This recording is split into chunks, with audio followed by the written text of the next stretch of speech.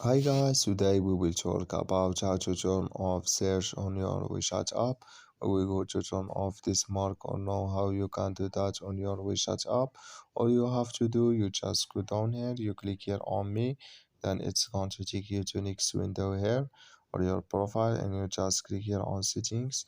Then you come to settings window here and you click here on general, then you come to a general window and you just click here on manage discover, then you come to a next window here and you just come here to search. You would click here on this mark or this color, and like you say you click here on remove and disable, and like you say now search it's turned off, that's my color it's gone, that's my search it's turned off now. So I wish now you accurate, you just follow this ways and it's going to work with you. Thank you for your watching. Don't forget to support us by like and subscribe.